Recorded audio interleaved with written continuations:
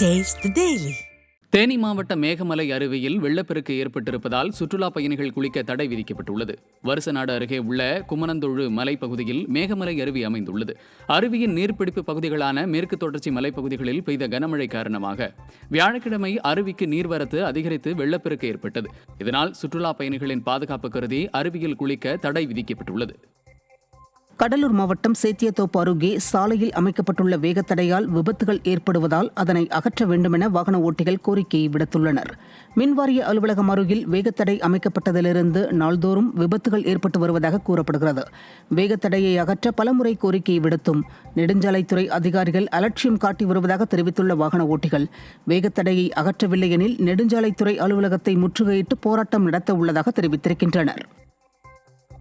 மதுரை மீனாட்சி அம்மன் சுந்தரேஸ்வரர் திருக்கல்யாணம் பார்ப்பதற்கு பொதுமக்களிடம் அனுமதி சீட்டு இருந்தும் அனுமதிக்காமல் விடிய அரசின் ஏவல் துறை அலைக்கழித்ததாக குற்றச்சாட்டு எழுந்துள்ளது. திருக்கல்யாணத்தை பார்க்க 100 ரூபாய் முதல் 500 ரூபாய் வரை கட்டண ரசீது பெற்ற பக்தர்களை கோவிலுக்குள் அனுமதிக்காமல் வெவ்வேறு பாதைகளில் அனுப்பிய விடியா திமுக அரசின் ஏவல் துறை அலைக்கழித்ததாக குற்றச்சாட்டு எழுந்துள்ளது.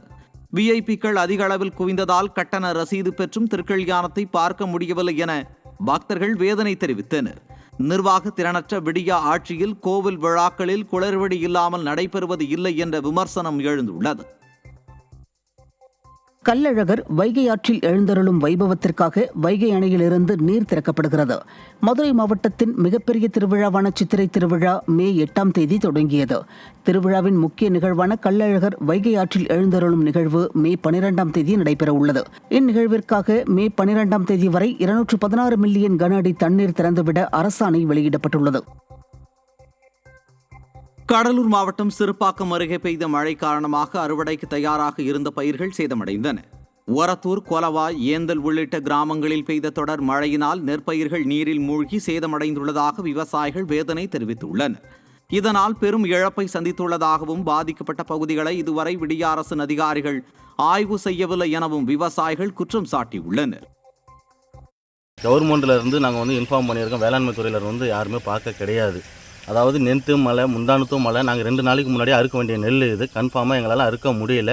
தண்ணியில் கிடக்கு, ஃபுல்லாக முளைஞ்சிருச்சு. இதை நாங்கள் எடுத்துகிட்டு போய் டிஎன்சிபி போட்டாலும் கவர்மெண்ட் எடுத்துக்காது. இந்த நெல் எனக்கு வேணான்னு தான் சொல்லும்.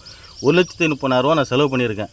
இந்த 1,30,000 எனக்கு வராது, கன்ஃபார்மாக எனக்கு வராது. நெல் பூரா முளைச்சிருக்கு.